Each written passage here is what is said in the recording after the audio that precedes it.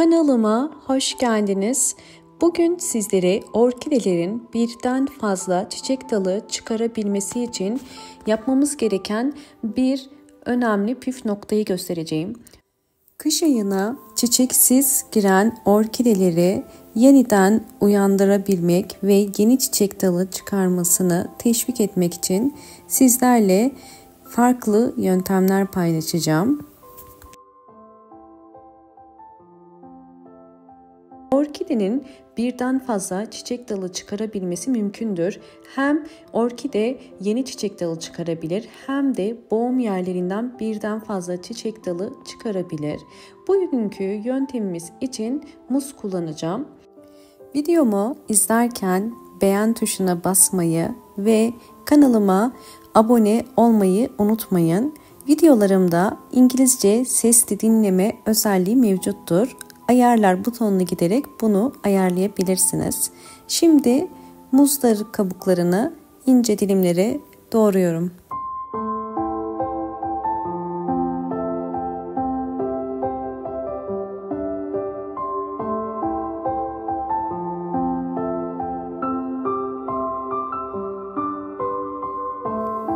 İnce ince doğradığım muz kabuklarını robotun içerisine koydum. Üzerine su ekliyorum ve bunları robottan geçireceğim.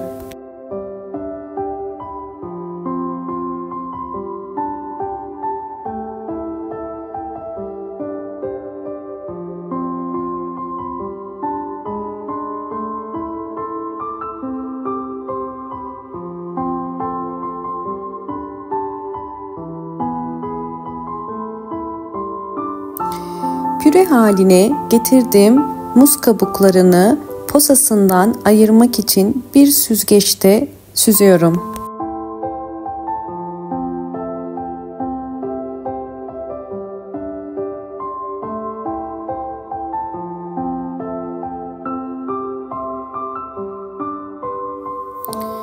Evet, hazırladığım muz kabuğu suyunun üzerine 1 litre çeşme suyu ekliyorum. Ve şimdi daha iyi süzebilmek için bir tülbent kullanıyorum. Kesinlikle köklere muz kabuklarının yapışmaması gerekiyor. Süzdüğüm gübrem hazır. Şimdi bunu orkidelerde nasıl kullanacağımı sizlere göstereceğim. Birinci yöntem çiçeği dökülen orkide dalını budamak. Mutlaka çiçeği dökülür dökülmez orkide dalını budamalısınız. Yoksa dal sararabilir. Yapmanız gereken boş boğumları kesip dolu boğumları bırakmak.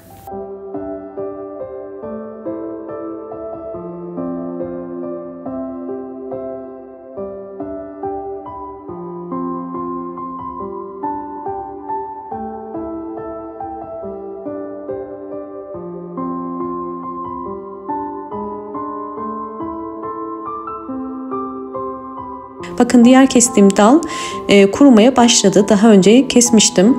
Ve bu uç da zamanla bu şekilde kuruyacak, sadece üst kısmı. Ve yeşil bomgelerinden yeniden çiçek dalı çıkarmasını teşvik edeceğiz. Bunun için hazırladığımız muz kabuğu suyunu şimdi nasıl kullanacağımı göstereceğim. İlk metot olarak bir pamuk ile bakın suyun içerisine koydum ve iyice sıktım. Burada orkidenin boğum yerlerinden yeniden çiçek dalı çıkarabilmesi için boğum yerlerini nemli tutmamız gerekiyor. Ve boğum yerlerini ıslak bir sünger ile bu şekilde sarıp bunu bir gece bekletebilirsiniz. Fakat bunu uzun süre bekletmeyin. Bunu haftada bir kere yapabilirsiniz. Ya da hazırladığınız muz kabuğu suyunu bir püskürtme kabının içerisine koyup ara sıra boğum yerlerine direkt de bu sudan sıkabilirsiniz. Bakın hemen göstermek istiyorum. Önce ıslak bir pamuk lazım. Yine muz kabuğu suyuna batırdım. Ve iyice sıktıktan sonra bakın şu şekilde tutup boğum yerine bu şekilde su sıkabilirsiniz. Bu yöntemde pamuklar sürekli nemli kalacağı için orkide boğum yerlerindeki filizlerin kısa sürede filizlenip çiçek dalı çıkarmasına yardımcı olur. Bu tarz yöntemlerde 1-2 gün içerisinde sonuç vermez.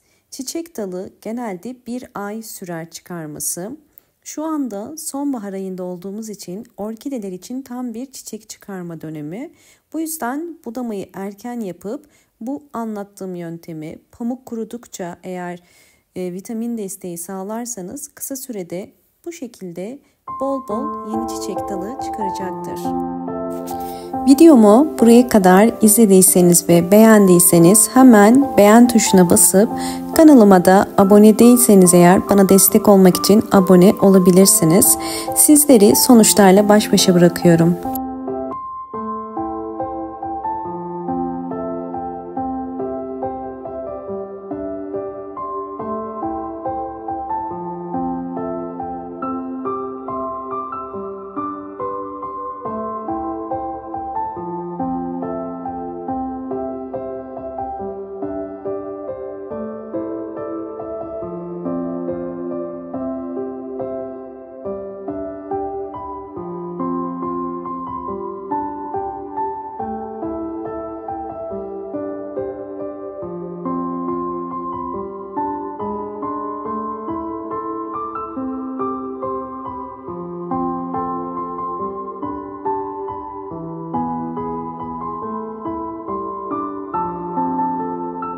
İkinci yöntem ise orkidelerinizin kökten muz kabuğu suyu ile sulama. Bunun için köklerinin beyaz olmuş olması gerekiyor. Yani suya ihtiyacının olduğunu gösteriyor. Her bir saksı için 5 ya da 8 yemek kaşığı kadar muz kabuğu suyundan veriyoruz. Bakın daha fazla değil. Bu suyu akşama kadar zaten çekecektir. Muz kabuğu suyu özellikle orkidelerinizin uçtan uzamasına yardımcı olur. Bakın bu boğum yerleri boş, yani çiçekler dökülmüş. Fakat orkidem boş boğum yerleri, yani çiçeklerini dökmeye başladığı halde uçtan uzamaya devam ediyor. Bu vermiş olduğumuz sıvı bitki besinleri sayesinde oluyor. Özellikle muz kabuğu suyu orkidelerin bu şekilde uçtan sürekli uzamasına da yardımcı olur ve yeni boğumlar çıkarmasını teşvik eder. Bakın görüyorsunuz kökler beyaz, buna dikkat ediyoruz. Yani sulama zamanı gelmiş demek. Bu verdiğimiz su aynı zamanda orkidenin su ihtiyacını da karşılıyor. Tekrar su vermenize gerek yok. Kökler beyaz olduktan sonra ikinci defa normal sade su verebilirsiniz. Bu işlemi sadece ayda bir kere uygulayın.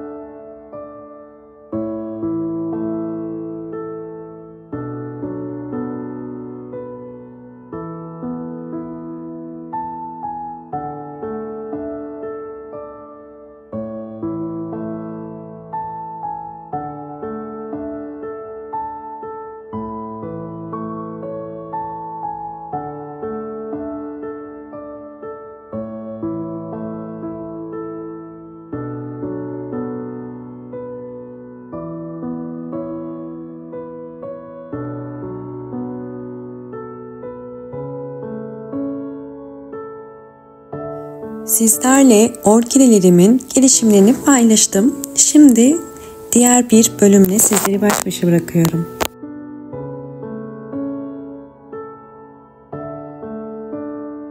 Özellikle hastalıklı orkide bakımı nasıl olması gerekiyor? Bundan bahsedeceğim. Gördüğünüz üzere elimde yaprakları sararmaya başlayan bir orkide var. Orkidelerin zaman zaman farklı yaprak hastalıkları olabiliyor. Bu elimde gördüğünüz orkide yapraklarının sararmasının nedeni bir mantar hastalığı değil. Bu farklı bir hastalık. Farklı bir hastalık olduğunu orkidenin yapraklarına bakarak anlayabiliyoruz. Özellikle yaprakların uçtan sararmaya başlaması ve üzerinde küçük bakın bu şekilde koyu lekelerin olup ve sonra bu lekelerin hızlı bir şekilde yaprakları tamamıyla çevirmesi bu orkidenizde bir hastalık olduğunu gösteriyor. Bakın kökleri gördüğünüz üzere sağlıklı. Bu hastalık sadece yapraklarda olan bir hastalık. Orkideyi bu hastalıktan kurtarmak için bugün toz zerdeçal kullanıyorum. Toz zerdeçalı yaprak aralarına 1 tatlı kaşığı kadar döktüm. Böylelikle hastalığın daha fazla ilerleyip diğer yapraklara sıçramasını engellemek için ve daha sonra bu tarz orkideleri kesinlikle sulamayın ve mutlaka bol ışık alan bir pencere kenarına koyun. Orkidelerde bir mantar hastalığı ya da adını koyamadığımız diğer bir takım yaprak hastalıklarında mutlaka bu tarz uygulamaları yapmanız gerekiyor. Ve hasta bir orkideye kesinlikle en az 5 gün ya da 10 gün boyunca su vermemeniz gerekiyor. Çünkü su hastalığın çok hızlı ilerlemesine ve daha çabuk yaprakların sararıp dökülmesine ya da köklerin çürümesine sebep olur. Hastalıklı orkidelerde birinci püf nokta orkideyi 10 gün boyunca sulamadan bir pencere kenarında bekletmek ve kendi kendine tedavi edilmesini sağlamak. Evet, şimdi sizlere özellikle toz zerdeçalı nasıl kullanabileceğimizi göstereceğim. Ben 1 tatlı kaşığı kadar toz zerdeçalı bir bardağın içerisine koyacağım ve özellikle içerisindeki vitaminlerin ve maddelerin ortaya çıkabilmesi için kaynar su döküyorum.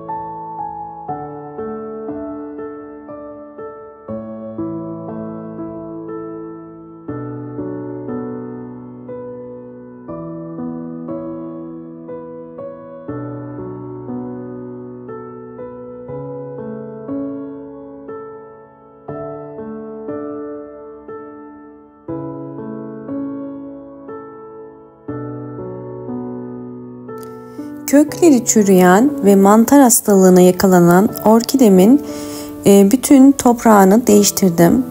İçinde sünger var. Bu nedenden dolayı da fazla su çekmiş ve çürümüş bir orkide. Yapmanız gereken çürüyen bütün kökleri kesmek ve orkideyi dezenfekte etmek gerekiyor.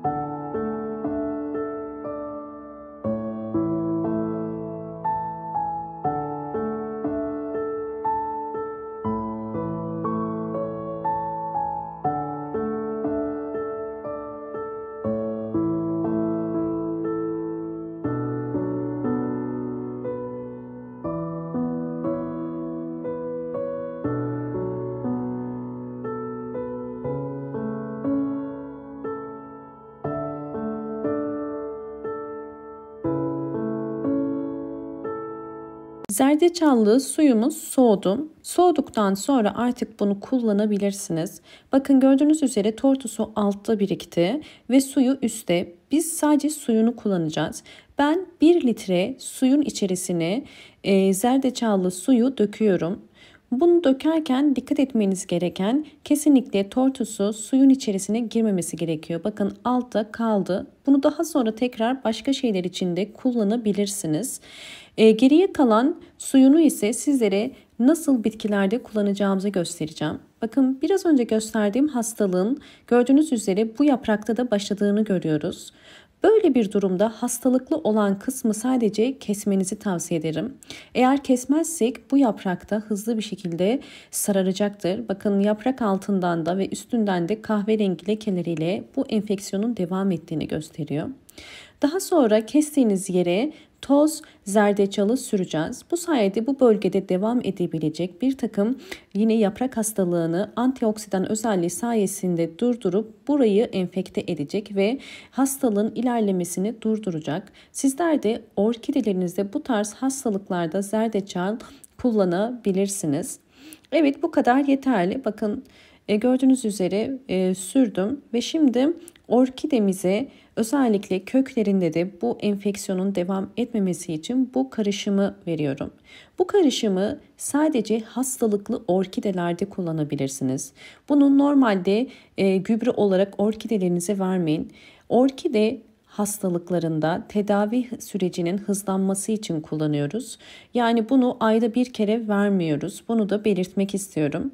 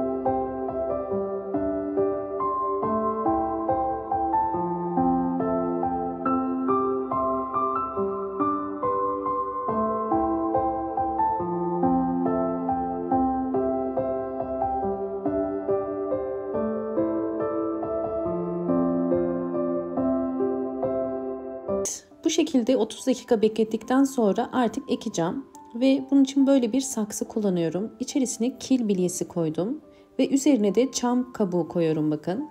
Hemen 30 dakika beklettim. Orkidemi içerisinden çıkardım ve şimdi artık ekim için hazır yeni saksısına ekiyorum.